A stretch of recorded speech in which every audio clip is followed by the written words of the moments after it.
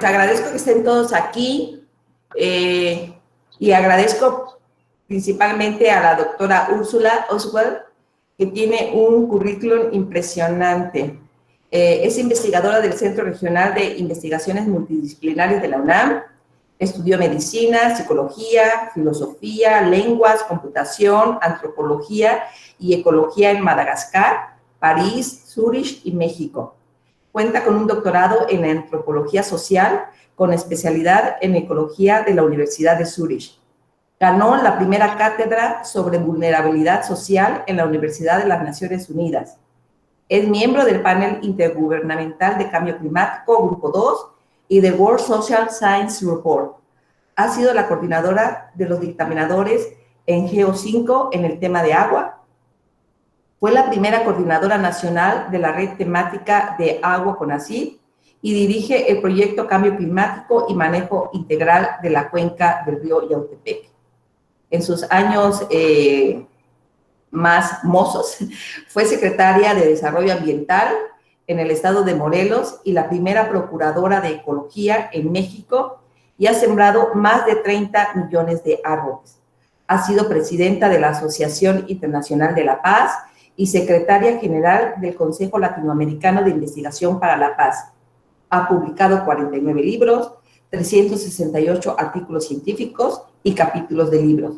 Ha recibido el Premio Sor Juana Inés de la Cruz, el Premio Internacional de la Cuarta Década de Desarrollo de las Naciones Unidas, el de la Mujer Académica de la UNAM y fue Women of the Year 2000. Ha colaborado durante las últimas 3 décadas con movimientos campesinos, sociales, de mujeres y ecologistas y es presidenta del Consejo de Asesores de la Universidad Campesina del Sur. Pues bienvenida, doctora Oswald, y estoy segura de que nos va a fascinar lo que nos tenga que compartir. Adelante. Muchísimas gracias. Buenas tardes ya, ahorita sí, a todas y a todos. Y quisiera vincular los temas de cambio climático, agua, energía, transición energética, sustentabilidad, con la igualdad de género desde una visión de ciencias sociales. La siguiente, por favor. Quisiera organizar primero una pregunta de investigación, después algunos conceptos, cambio climático, agua, agenda de desarrollo sostenible con igualdad de género y la transición energética. Después ver las interacciones sistémicas complejas y las vulnerabilidades socioambientales que salen de ahí. Finalmente, observar los deterioros socioambientales que se han dado durante la pandemia de COVID-19 y, obviamente, qué se ha significado eso para las mujeres a nivel mundial, pero también en México, con el trabajo de cuidado no remunerado. Y por ello, la propuesta es una transición energética y por la necesitamos. Y cómo la ciencia y la tecnología permitirían resolver este problema sistémico que es salud, ambiente, problemas socioambientales, es cultura, es tema de género, o sea, toda esta compleja interacción para poder hacer una propuesta alternativa. La siguiente, por favor. ¿Por qué razón el cambio climático es mucho más peligroso que el COVID-19, ya que afecta el subsistema natural, o sea, agua, aire, biodiversidad y suelos, pero también la interacción con el subsistema social, donde hay urbanización, crecimiento poblacional, una agricultura comercial depredadora, una alimentación ya corporativizado de chatarra, una industrialización destructora que nos ha alterado la parte de nuestra composición física química del aire, consumos absolutamente con muchos desperdicios. Y claro, no obstante, los impactos tanto del cambio climático como de la desigualdad de género afectan todavía mucho más a los grupos pobres por sus vulnerabilidades dobles, la social y la ambiental, por la discriminación y los mecanismos de explotación dominante. La siguiente, por favor.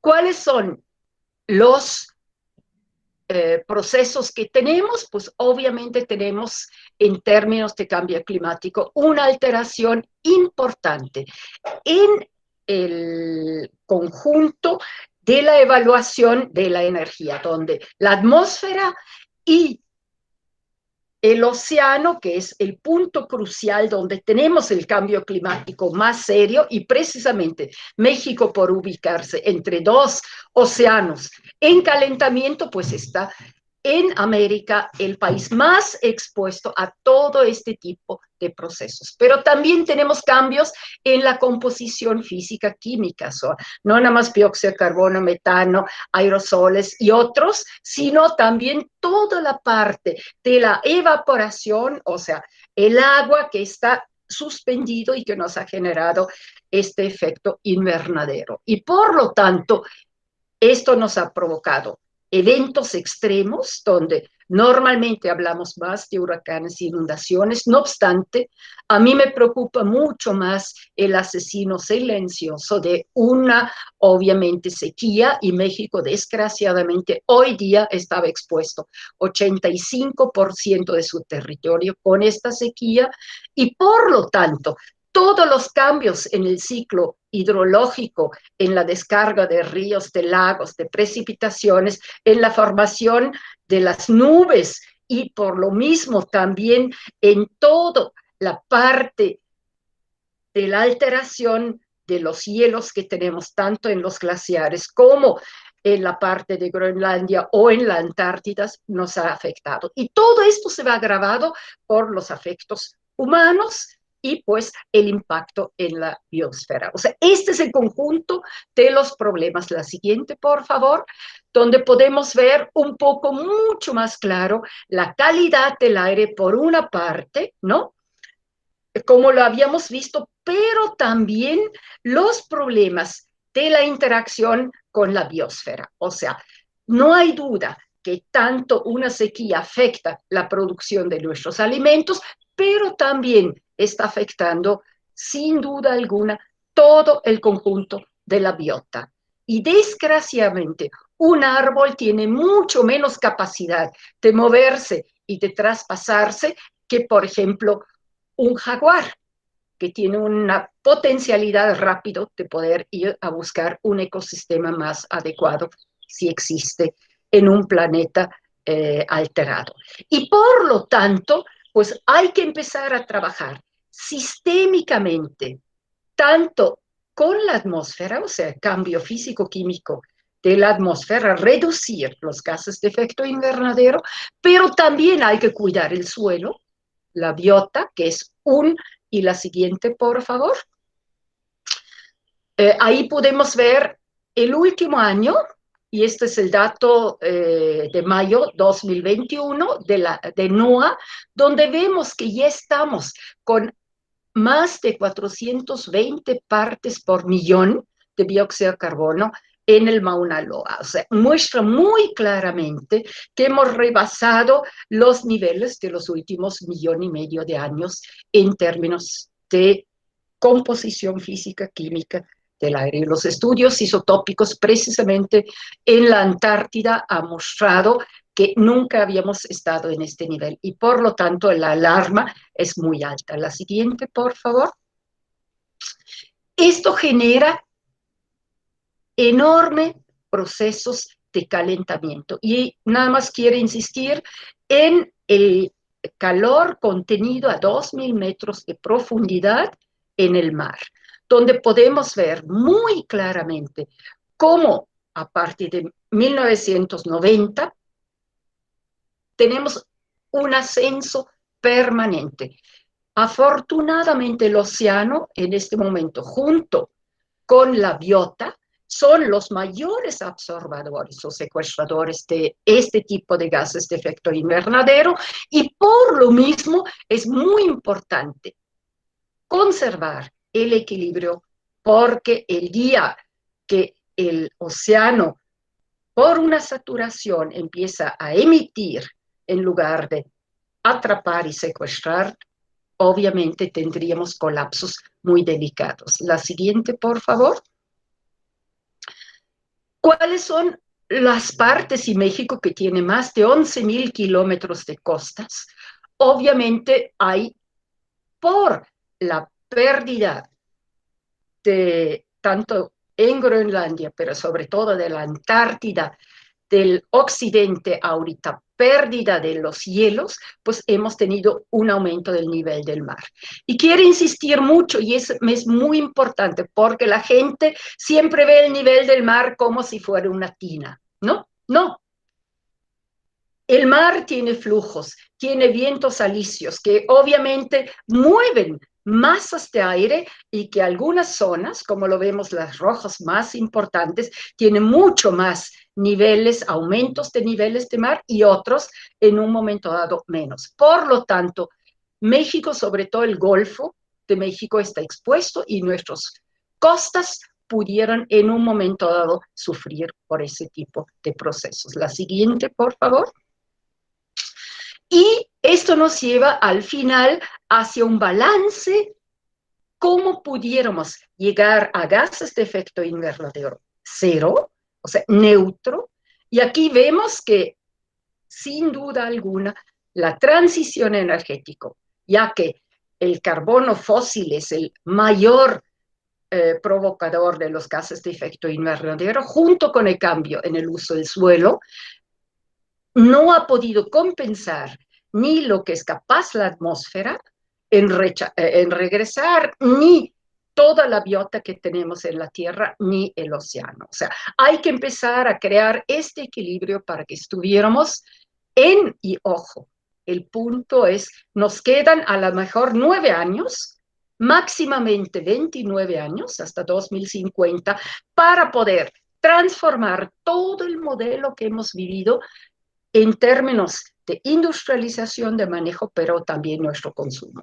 Entonces hay todo un cambio integral en este tipo de procesos para poder llegar a un cero emisiones de los gases de efecto invernadero. La siguiente, por favor. Por lo tanto, el problema no solamente visto desde las ciencias sociales, sino visto desde una transdisciplina, es complejo.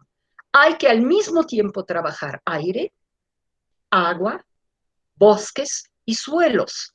Y esto implica cambio en los procesos alimentarios, en el proceso de urbanización, vamos a ver al rato cuáles son los que aporten más gases de efecto invernadero, en la industrialización y pues obviamente en los efectos sociales, donde la más dramática, y ahorita lo hemos vivido en precisamente Centroamérica por los huracanes tan enorme que hemos vivido, el sur de México también el año pasado, y por lo tanto la migración ha aumentado sustancialmente. Solamente quiero insistir en un tema que me va a vincular con la posibilidad de género. En el IPCC habíamos presionado mucho la FAO para poder hacer estudios sobre quién alimenta realmente al planeta y a la población. Y se descubrió una cosa que a todos nos dejó muy impactante. Las mujeres a nivel mundial aportamos más de la mitad de los alimentos para nuestro consumo humano, en solo 4% de la superficie. El resto son biocombustibles, es agricultura comercial y por lo tanto hay un modelo interesante de poder duplicar la alimentación, con el cual llegaríamos al 100% de alimentación y países en África, pero también en México, por ejemplo, tenemos zonas de subsistencia donde obviamente la gente se alimenta todavía o casi totalmente con sus elementos. La siguiente, por favor. Entonces, ¿cuáles son los problemas? Y Stephen y el grupo muestran muy claramente, vamos hacia puntos de ruptura y hemos empezado a alterar. No hay duda que tanto los glaciares de Groenlandia como de la Antártida del Occidente están alterándose. El verano del Ártico ya permite que los barcos, en un momento de lástima que no puedo usar mi propio, pero ya permiten de China llegar a Europa ya por la parte de arriba. Los glaciares alpinos que todavía nos ha tocado cuando yo estudiaba en Europa, ¿no? Que eran preciosos, pues se acabaron. También tenemos problema en el Hindu Kush, en Himalaya, etcétera. Ha habido graves problemas por precisamente la ruptura de glaciares que se han deslizado hacia lagos, etcétera, y han generado grandes inundaciones. ¿Qué pasa si no cuidamos en estos 9 años de ventana y tendríamos que ampliar? Pues obviamente tenemos un problema serio si vamos de 3 a 5 grados, como lo pueden ver. Por ejemplo, se pudiera alterar nuestro corriente del Golfo, ¿no? El jet stream, pero también pudiéramos perder, pues, simplemente la oscilación niño-niña o, por ejemplo, nuestros vientos monzúnicos. No hablamos de permafrost, etcétera. Ahorita ya se está empezando a estudiar mucho más a fondo el metano porque, a pesar de ser mucho más potente, puede llegar hasta, dependiendo de la concentración, hasta 100 veces más potente, es de corta duración. No es como el dióxido de carbono, que lo vamos a dejar, pues, algunos hasta 1000 años en un futuro. La siguiente, por favor. Entonces, los famosos NDCs o los compromisos nacionales determinados, donde México ha jugado un rol poco adecuado, y creo que tendríamos que unirnos todos para presionar un poco más a nuestro gobierno. Pero como pueden ver, estamos 2020 como un punto de ruptura. Si queremos conservar 1.5 y conservar el ambiente, conservar nuestra calidad de vida y no vivir en condiciones muy duras, obviamente tenemos que cambiar sustancialmente. El otro proceso son 2 grados, pero si seguimos como hemos ido, pudiéramos fácilmente llegar a 3 grados o más con eventos catastróficos. ¿Qué significa esto? Remover más o menos 32 billones de dióxido de carbono, ¿no? O sea, es muy importante aquí un cambio sustancial para poder mantener la temperatura a un nivel que se haga en el trópico para nosotros, con potencial de poder vivir con calma. La siguiente, por favor. Entonces, el agua es crucial, no nada más en los océanos, sino también de nosotros. Este es uno de los avenidos torrenciales en un momento dado que vienen desde el Popocatépetl y nos afectan precisamente en Morelos. La siguiente, por favor. Entonces, el ciclo del agua se ha alterado tanto en la evapotranspiración como en la evaporación, o sea, tanto del suelo como del bosque. Y por lo tanto hemos tenido alteraciones en precipitación y en condensación de la formación de nubes. Y por lo tanto, todo este tipo de procesos pues ha cambiado la percolación. Sí, ponemos los acuíferos que hemos sobreexplotados, que en México son 108 acuíferos sobreexplotados en este momento, donde la Ciudad de México tiene los 6 acuíferos más sobreexplotados y pues con un hundimiento que tenemos, por ejemplo, en la zona oriente, que puede llegar hasta 30 centímetros por año, precisamente por un subsuelo poco estable que tenemos en esta zona. O sea, ahí tenemos la interrelación entre suelo y entre agua y sobreexplotación de uso humano. La siguiente, por favor. Hay escasez global de agua, no hay duda, y revísanle el sur de Estados Unidos y México, más o menos la mitad de nuestro país, está afectado seriamente por escasez. Y muchos de los vientos alisios precisamente nos han llevado las nubes hacia la zona más del Pacífico y por lo tanto hemos tenido menos precipitaciones los últimos años. La siguiente, por favor. Entonces, ¿cómo manejar el agua? Es un modelo sistémico complejo, donde hay que ver, por una parte, cuáles son nuestras presiones, uso del agua, sobreexplotación, procesos productivos, urbanización, contaminación, cambio en el uso del suelo, el costo de toda esta infraestructura y los eventos hidrometeorológicos. Todo esto, ¿qué podemos hacer cuando tengamos un huracán y no haya la infraestructura para poder capturar, infiltrar este agua y por lo tanto tenemos obviamente un problema de inundaciones? Y ojo, Tabasco sigue insistiendo, es básicamente un mal manejo de presas que hubiéramos con una tecnología adecuada podido evitar desde hace muchos años, pero donde hay un problema de falta de entender el conjunto del sistema biótico que puede llevar hasta 7.000 milímetros de agua a una presa y por lo tanto cuando llega un huracán pues hay que desfogar y pues ni modo, la planicie de inundación que es Tabasco, el Grijalva, y aún el Usumacinta en cierta parte, pues se van a inundar. ¿De dónde viene el agua?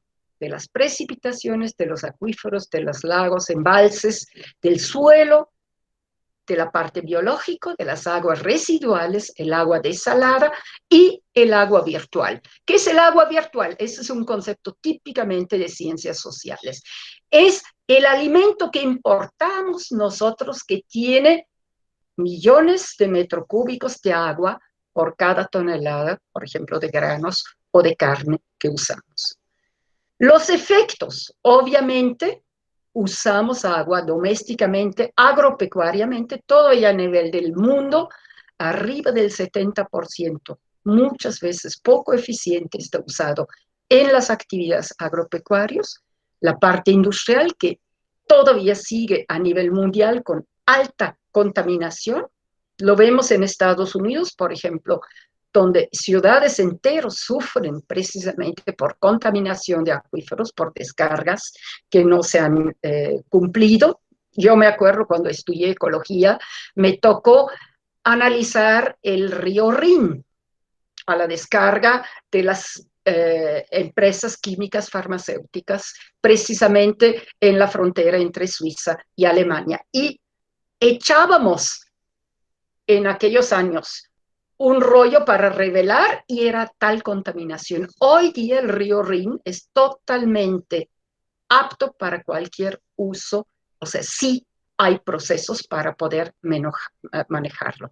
La energía que normalmente se calcula, sobre todo en las hidroeléctricas, como no consumtivos, pero también necesitamos agua para el recreo, para el transporte y el caudal ecológico. O sea, el ambiente requiere para mantenerse en equilibrio.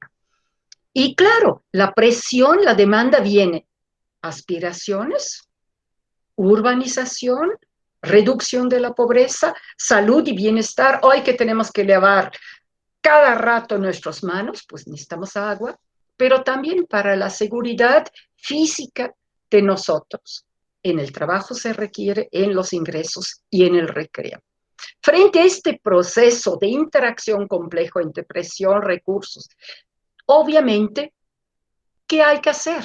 Una política, y desgraciadamente en nuestro país no hemos sido capaces de juntar actores sociales, actores gubernamentales y actores empresariales para crear lo que se llama una arena de gobernanza que permitiría en un momento dado, con la información veraz, leyes y normas, planes, inversiones, decisiones políticas, decisiones operativas, decisiones sociales, reducir los desastres, a pesar de que estamos expuestos a un cambio climático y mucho más serio, un cambio ambiental global, donde la demografía, la urbanización, la alimentación, chatarra, en gran parte, organización social, las economías y las finanzas, la parte política, económica, etcétera. Todos estos procesos y encima los eventos hidrometeorológicos nos obligan entonces ¿a qué?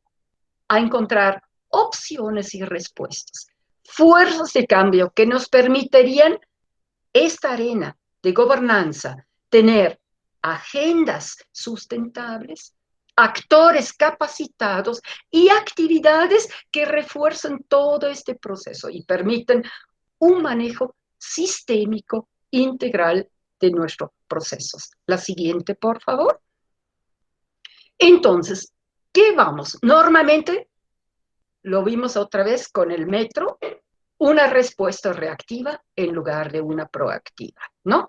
La cadena de reforzamiento es actividades humanas, nos altera el estado natural, pero además los recursos humanos y económicos, pues obviamente tenemos agentes económicos, sociales y ambientales que pudiéramos hacer respuestas creativos, innovativos, para poder mitigar los impactos, garantizar las potencialidades, tener dinámicas innovativas para poder reducir el estrés y por lo tanto tenemos una cadena reactiva que es siempre muy costoso y una innovativo y proactivo que nos permita en un momento dado resolver y además prevenir conflictos, prevenir tensiones y pues tener una información importante. Y creo que aquí las universidades tenemos que trabajar de manera muy sistémicamente para poder y sistemáticamente las dos cosas para entrar a este tema. La siguiente, por favor. Disponibilidad de agua. A nivel de América Latina, junto con El Salvador, chéquenle abajo, somos el país que tiene menos disponibilidad de agua per cápita en toda América. Esto significa hay que empezar a planificar preventivamente a largo plazo todos los sectores productivos: agricultura, industria, urbanización, servicios y, claro, también los procesos de calidad de vida y de bienestar humano. La siguiente, por favor. ¿Qué agua necesitamos? Agua limpia y potable. Pues tiene que ser libre de bacterias, de virus, de protozoarios y de elementos. Tiene que ser libre de sustancias tóxicos, inorgánicos y cada vez más orgánicos. Ojo, quiero insistir que todos los contaminantes emergentes no tenemos en este momento, y creo que aquí el IER pudiera entrar de manera muy crucial en el manejo de preventiva en cualquier planta de tratamiento, de manejar los orgánicos que vienen desde las partes anticonceptivos, medicamentos, etcétera, hasta los agroquímicos. Ahí hay todo un sistema donde yo he visto en la parte de Almería una tecnología muy importante de oxidación precisamente de estas sustancias orgánicos, una tecnología alemana española que aprovechó la energía solar y donde pudiéramos empezar a trabajar sistemáticamente este tema. Pero vamos, encima el agua tiene que ser sin sabor, sin olor, sin color. La siguiente, por favor. Pues no tengo que insistir, y aquí voy al tema más doloroso de nuestro país. Pueden ver muy claramente dónde se oscurece. Son las regiones Guerrero, Oaxaca, Veracruz, Chiapas, obviamente la parte de Tabasco, donde tenemos los altos niveles de diarreas en niños y mortalidad de niños por 100,000 habitantes. Yo me acuerdo cuando yo era secretaria de Desarrollo Ambiental en Morelos, que me tocó tener la primera secretaría, lo primero que hice es potabilizar toda el agua. Y al año redujimos mortalidad infantil por problemas gastrointestinales en 68%. O sea, es muy eficiente tener agua limpia en un momento dado. La siguiente. Pero nuestro país también enfrenta un caos. Además de 42 ríos grandes, 658 acuíferos y 834 cuencas hidrográficas, ¿no? Y donde la Conagua tiene 13 regiones hidrológicas administrativas, que es una aberración completa, porque además no coincide con los acuíferos, etcétera, o sea, es difícil. Pero, ojo, chéquenlo bien.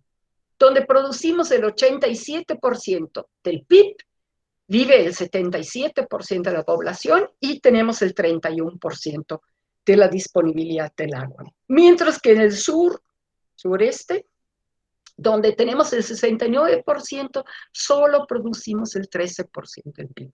Ahí hay un desequilibrio que podemos empezar a desarrollar entre iniciativa privada, investigación y obviamente gobierno para poder equilibrar este proceso y precisamente transferir recursos intensos en agua hacia zonas donde hay mucho más disponibilidad de agua. La siguiente, por favor. La agricultura es altamente contaminante, no quiero insistir mucho, es un problema de permisos de descargas, multas, estímulos, recompensas. Todavía está muy mal delimitado las zonas federales. Tenemos consejos de cuenca que nada más apuntan con el dedo, pero no realmente hay gente capacitado en un momento dado para poder hacer un contrapeso a la Conagua en un momento dado, y pues obviamente los derechos de los pueblos indígenas no se están manejando. Hay poca transparencia y tenemos los multimillardarios de agua, ¿no? FEMSA, o sea, Coca-Cola, las grandes mineras, etcétera, quienes tienen miles de millones de metros cúbicos concesionados en zonas áridas y que no nada más usan el agua, sino la minera la contamina. La siguiente, por favor. Intrusión de agua salina en la parte de Baja California, toda la parte del valle de Sonora, empezando ya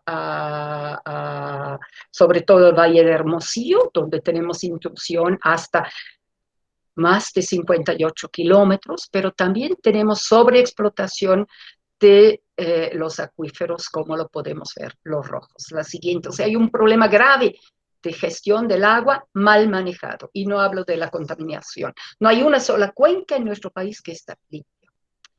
Por lo tanto, tenemos desde hace 8 años una ley de agua pendiente y no ha sido capaz ni Conagua proponer una ley, ni la sociedad y el Congreso a garantizar por lo menos entre 50 y 100 litros de agua a la población a un costo asequible, que sería menos de 3% del gasto que tiene la gente. Si vivimos con mucho salario mínimo, pues hay todo un problema, y pues obviamente todo este tipo de procesos, que no tengamos que ir más allá de más o menos 1000 metros, o sea, 1 kilómetro para cargar el agua. La siguiente, por favor, vamos un poco más rápido porque... Entonces, claro, con esta condición México firmó los Objetivos de Desarrollo Sostenible y tenemos 169 metros, donde el conjunto precisamente sistémico debería llevarnos hacia una alianza para lograr estos 16 objetivos cruciales. La siguiente. Y entonces, ¿qué implica esto? Necesitamos promover capital humana, capital social, capital de género, capital ambiental y energía renovable mediante una transición. Necesitamos democracia, economía y sociedad. No tengo chance de discutir ahorita el tema entre justicia y democracia, que es un tema actual muy importante en las discusiones de esta elección, el tema de los derechos humanos, el Estado rector en un proceso de conciliación de conflicto, no de creación de conflictos, instituciones capaces de responder y de proponer capacidades productivas, racionalizar gasto, ciencia y tecnología que apoye, sí, a los más vulnerables, pero también permita condiciones sustentables a nuestro país, integración de políticas económicas, sociales, de igualdad, de equidad, de ambientes, para poder hacer un conjunto con el sector empresarial, gubernamental y social. La siguiente, por favor.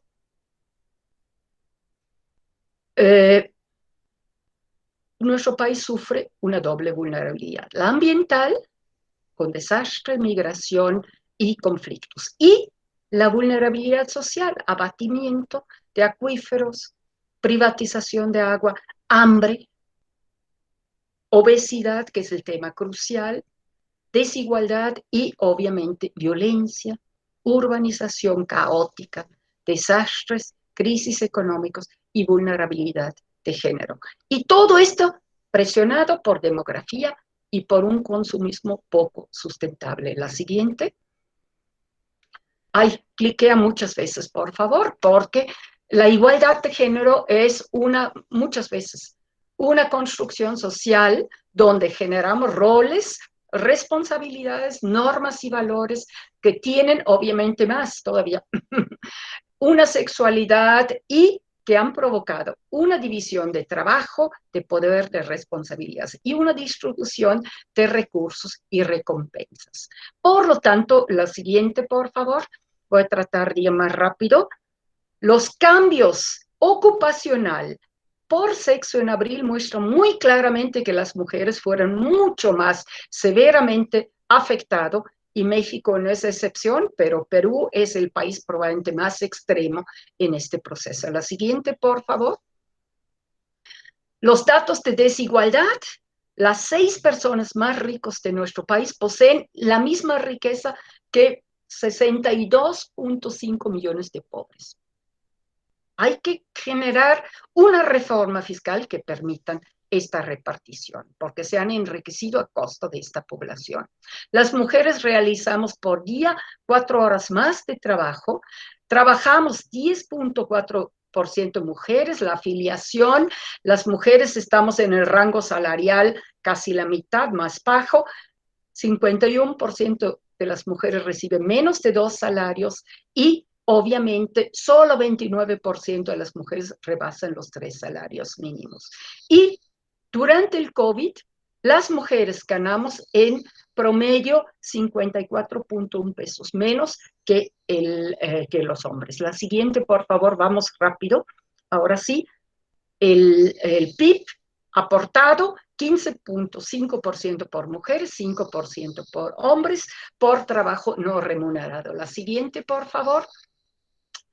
El IMSS, como mostramos muy claramente, con 1 o 2 salarios mínimos. La siguiente, para mujeres, el personal por género y rango, vemos muy claramente las mujeres mucho más abajo. La siguiente, hay una brecha salarial entre hombres y mujeres y pues sin duda alguna esta hay que empezar a equilibrar para tener un país más justo. La siguiente. Entonces, la discriminación en el mercado de trabajo segmentado, con una salud fragmentada, políticas de igualdad de género insuficientes y un manejo discriminatorio jurídico, obviamente son, y aquí todavía hay que incluir los aspectos religiosos en nuestra sociedad como presión, es una sociedad fincada en relaciones patriarcales de poder. Y esto hay que cambiarlo.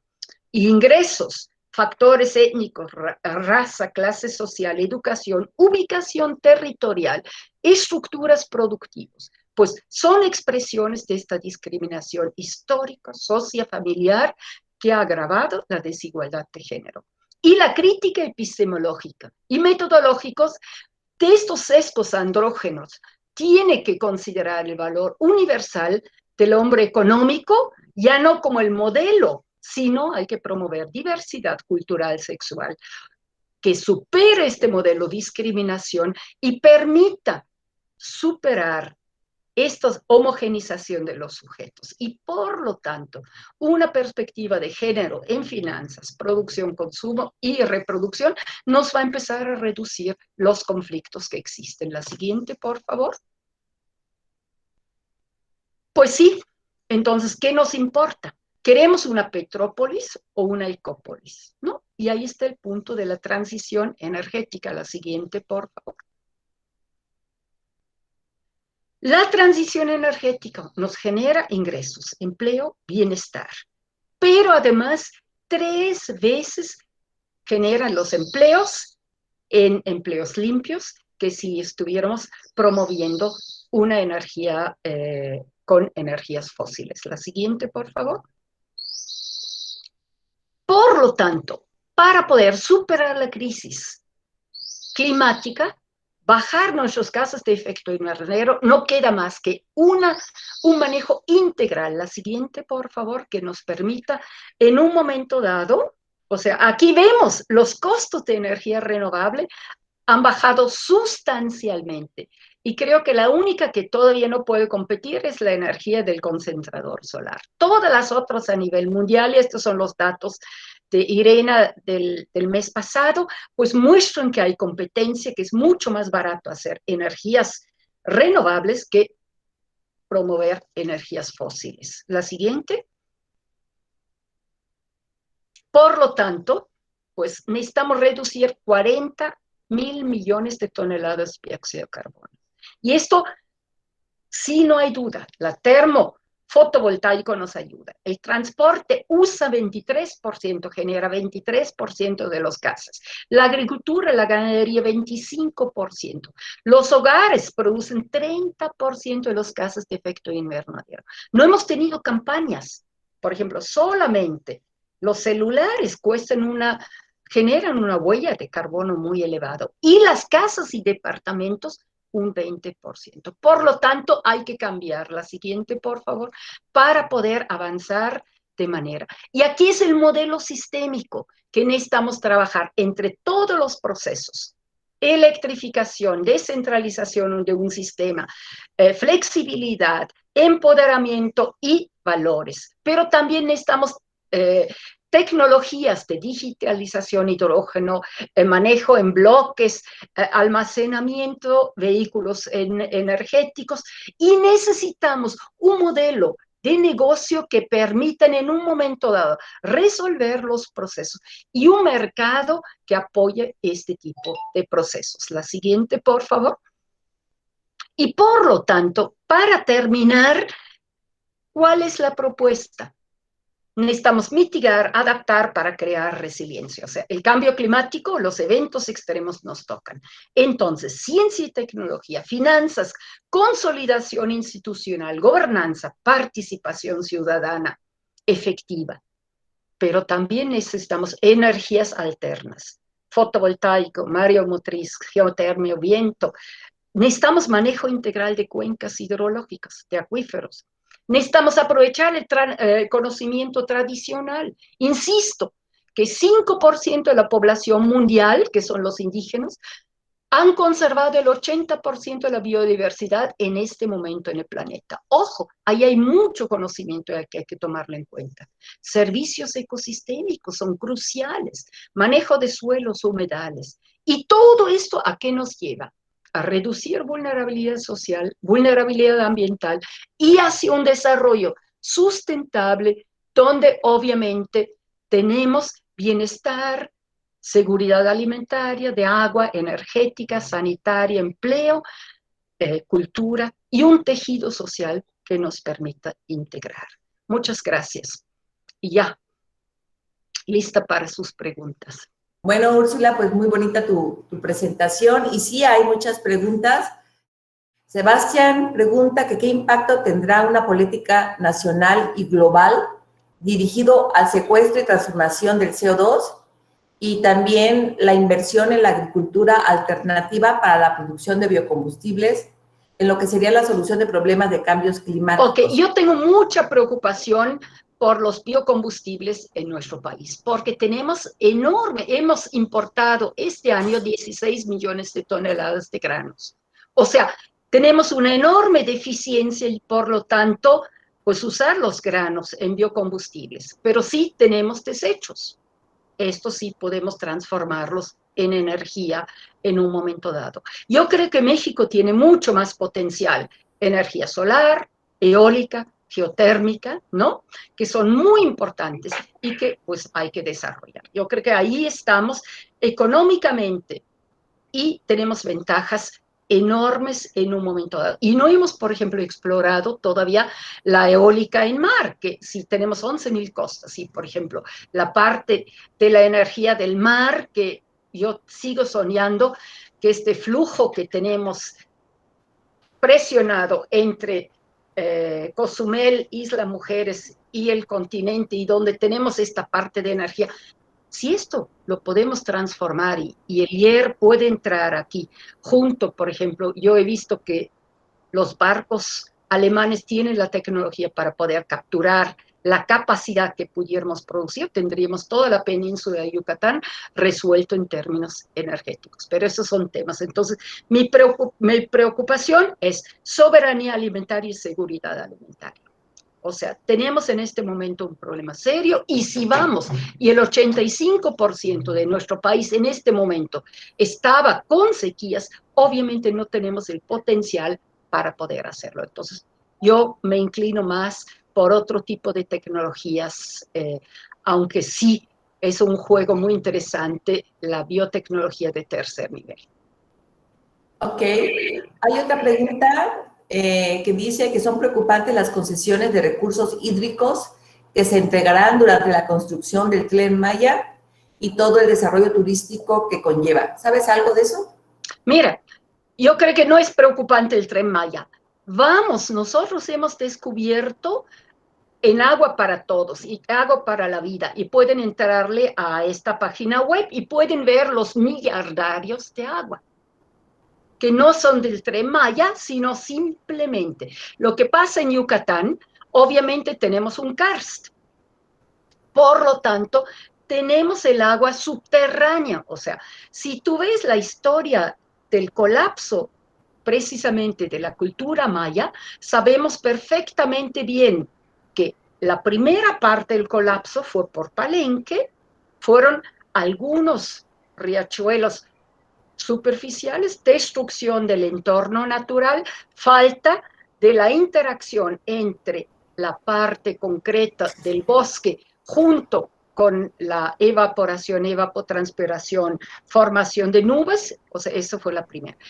La segunda parte fue la pérdida de los lagos que existían en la zona y el tercero, el colapso más importante fue finalmente por precisamente los cenotes que se sobreexplotaban y manejaban. Y fue hoy día comprobado, y no es nada más en México, sino pasa lo mismo en China, en Egipto, el sobremanejo agrícola de una zona que es muy frágil, obviamente genera en un momento dado desequilibrios, destruye y después, cuando hay falta de alimentos, pues vienen los conflictos para poder allegarse de los recursos y esto pues empieza una destrucción mucho más complejo que hay. Entonces ahí sí hay todo un tema crucial que habrá que tomarlo en cuenta para poder manejar.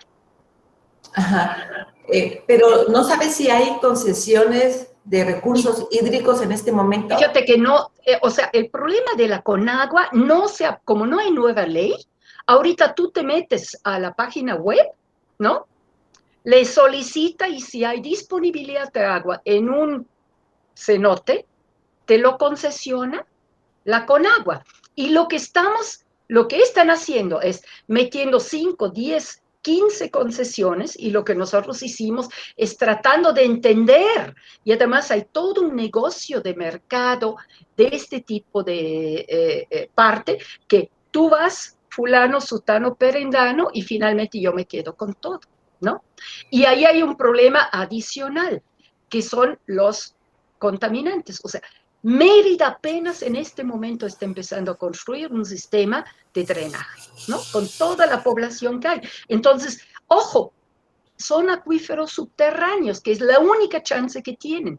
Hay que prevenir, hay que mantenerlo. Y por otra parte, tenemos el enorme problema y gravísimo que hay ahí por el tema de los granjas porcinos, que simplemente se desechan todo. Entonces, claro, esto es un problema de norma, ¿no? Yo me acuerdo cuando yo era procuradora, yo era la Tacho de Morelos porque mano de hierro con los industriales, pero sí logramos, por ejemplo, con manejo de riesgo, con una central de riesgo que hay en CIVAC, reducir en un año todas las muertes por accidentes de trabajo. O sea, es factible prevenir este tipo de procesos, pero sí se necesita un manejo transparente sin corrupción. Y desgraciadamente la Conagua, como está estructurado y sin la ley nueva que lleva 8 años, porque el agua es un derecho humano, pues no se ha podido, nosotros hemos hecho una ley ciudadana, la hemos logrado meter adentro del Congreso y se sigue discutiendo con otro tipo de leyes para poder, pero obviamente todos los intereses creados en nuestro país están directamente vinculados al agua, porque el agua es vida. Mariana pregunta sobre las cerveceras, que qué tan contaminantes son. Mira, el problema no es tanto contaminante, es lo mismo que las que venden agua embotellado, ¿no?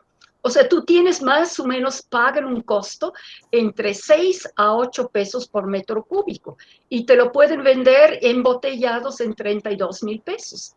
Chécanle la ganancia que tienen y nadie les está cobrando este sobreprecio. Entonces, esta hay que regular, pero para eso necesitas quitarle a las grandes empresas, que obviamente seguimos con la Coca-Cola, la Nestlé, etcétera, ¿no?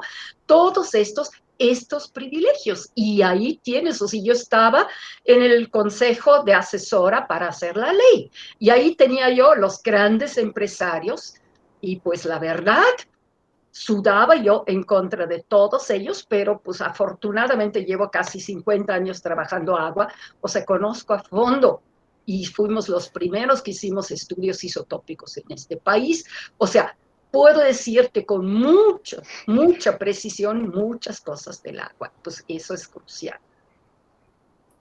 La otra pregunta que hace Mariano es que si puedes comentar sobre cómo ha evolucionado la brecha salarial entre hombres y mujeres en México.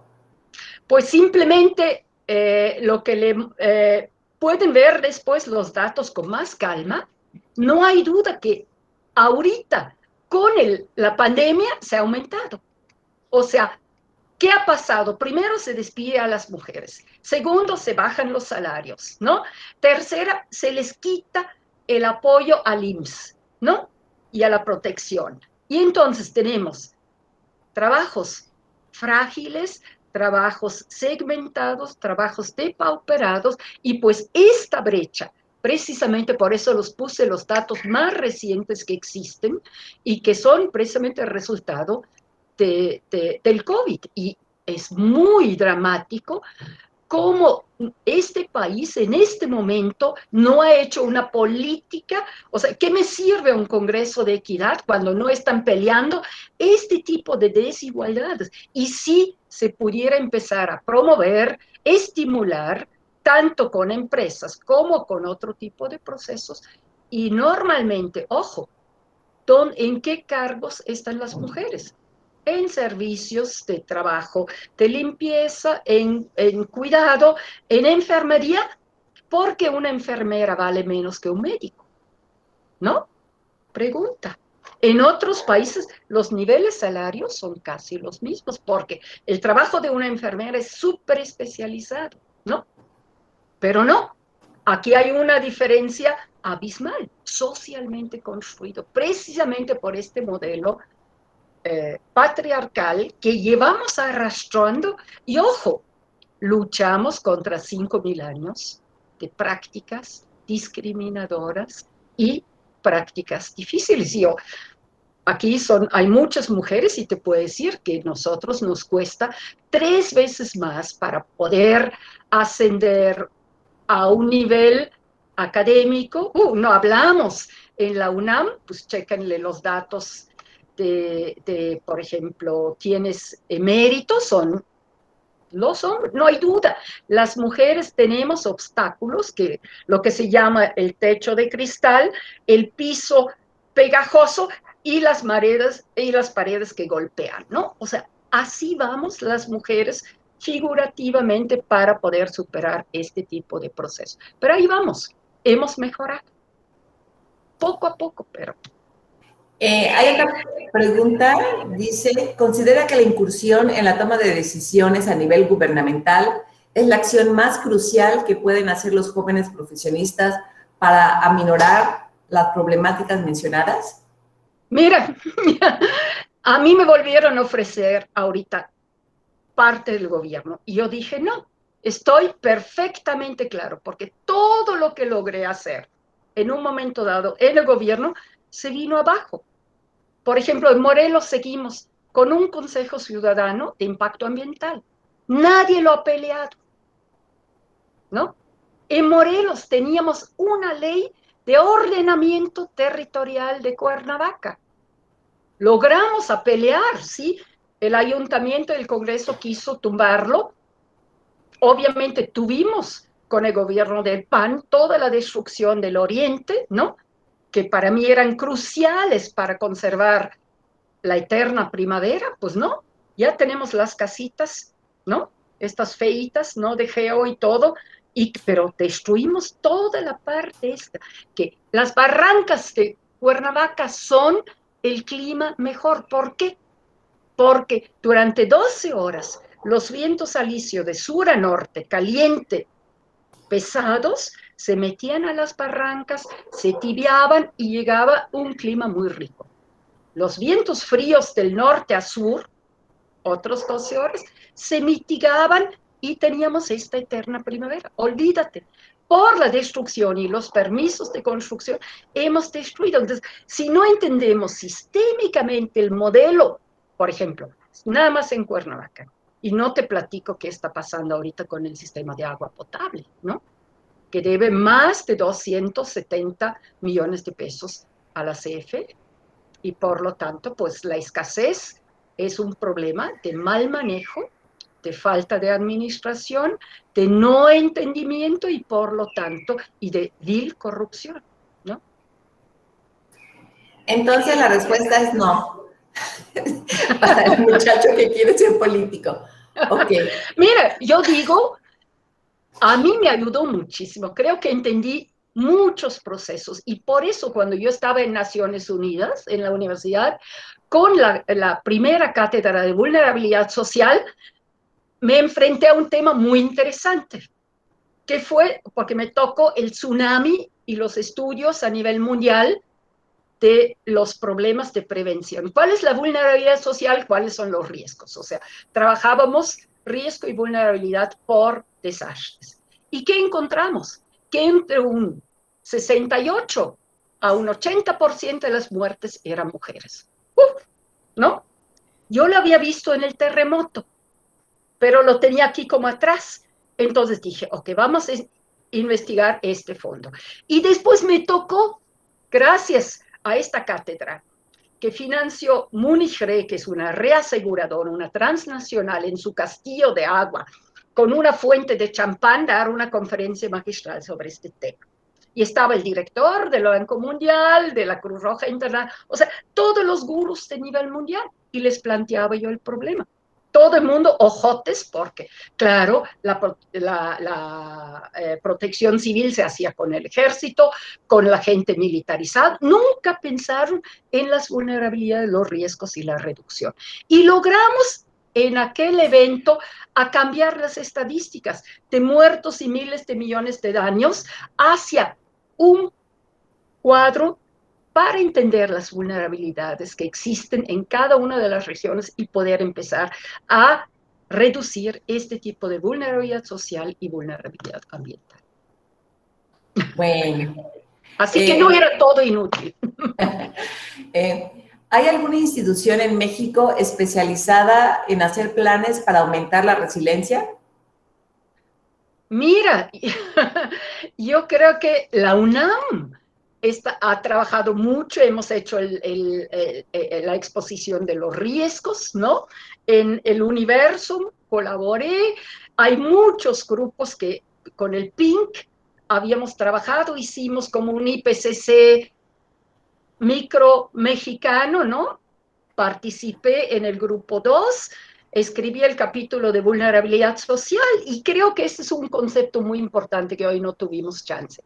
Pero mira, la seguridad humana es ausencia de miedo, o sea, es toda la violencia que estamos viviendo, es ausencia de necesidades, toda la vulnerabilidad social, es ausencia de desastre, toda la vulnerabilidad ambiental, es vivir en un estado de derecho, con el respeto y la transparencia, y vivir en un mundo diverso, plural, donde tanto hombres y mujeres, como grupos indígenas, como afroamericanos y otros grupos tengan el mismo acceso. O sea, este concepto que sería la seguridad que he tratado de negociar, impulsar y promover en nuestro país, pues no, seguimos con la militar. Y tú vas a ciencias políticas, donde durante años he enseñado, pues obviamente todos quieren trabajar seguridad militar, ¿no?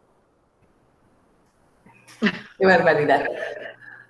Hugo comenta impacto del cambio climático en los recursos hídricos. ¿Puede comentar sobre cómo se ven las mujeres afectadas? Pues sí. Por esa razón hablamos de 1000 metros, porque hoy día las mujeres caminan hasta 10 kilómetros a la barranca, al fondo, expuesta a la violación, ¿no? Sobre todo en Guerrero, con el ejército que supuestamente está evitando que entre. Ahí hay todo un problema que no se ha discutido y que obviamente ni el toro ni su hijo van a resolverlo, pero ahí hay todo un tema crucial. Mientras que no hay acceso a agua potable a las comunidades, en su propia comunidad, en su hogar, pues obviamente hay toda una enorme cantidad de peligros.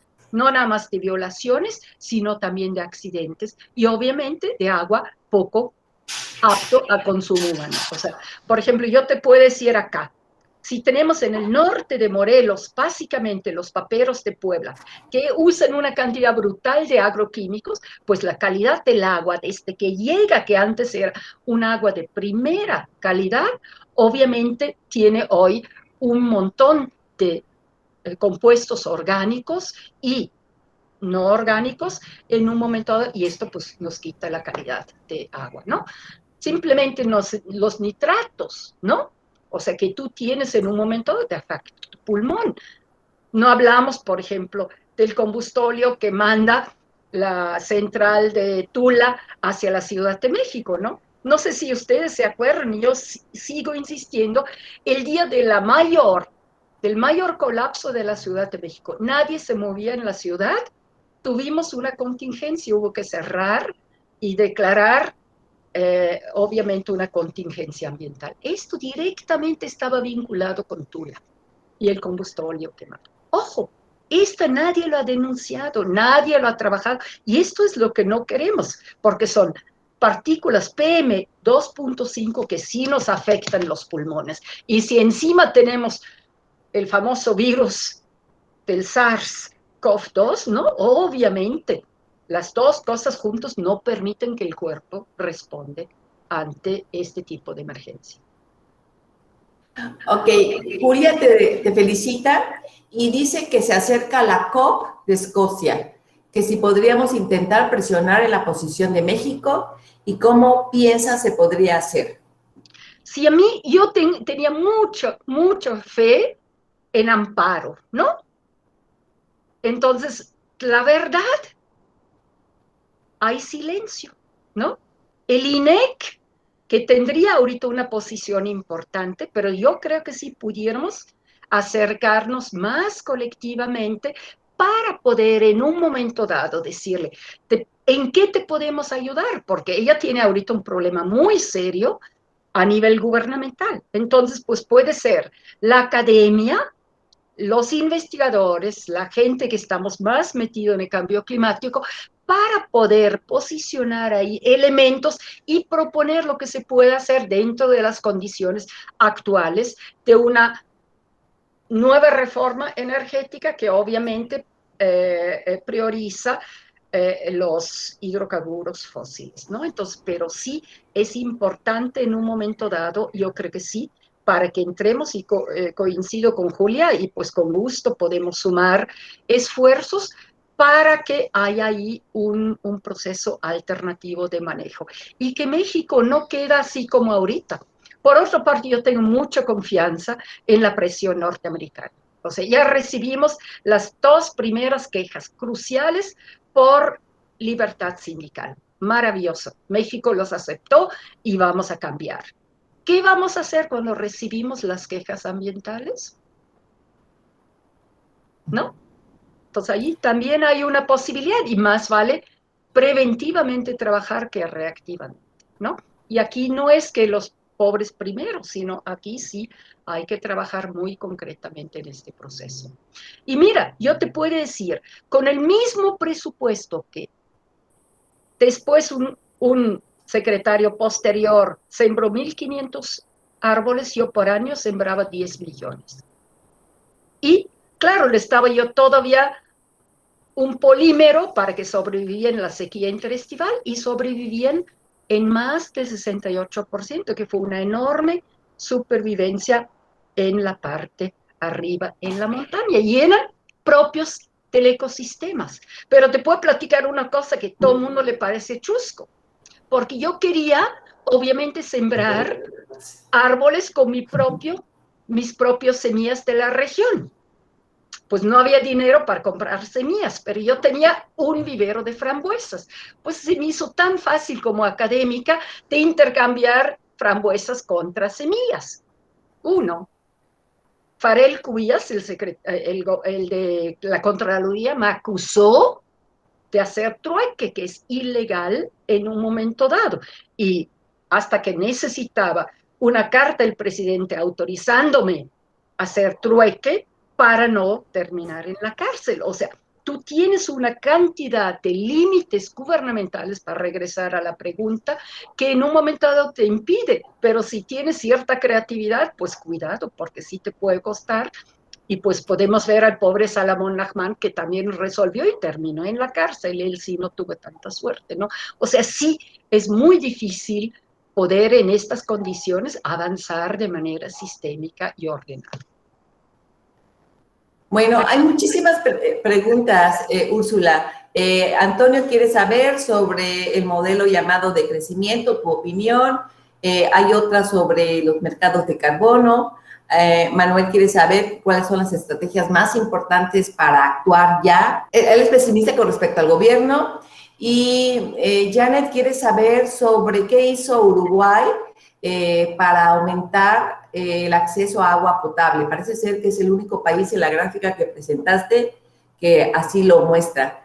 Entonces, escoge cuál quieres contestar. Mira, y ya con eso yo creo que cerramos. La parte de carbono es crucial. Yo creo que el impuesto al carbono es un elemento muy importante, bastante económicamente justo, que nos permitiría tener los recursos para combatir parte y prevenir procesos de cambio climático. Eso sí es muy importante. El agua en Uruguay, ojo, Uruguay y Argentina son los países que se van a beneficiar enormemente con el cambio climático.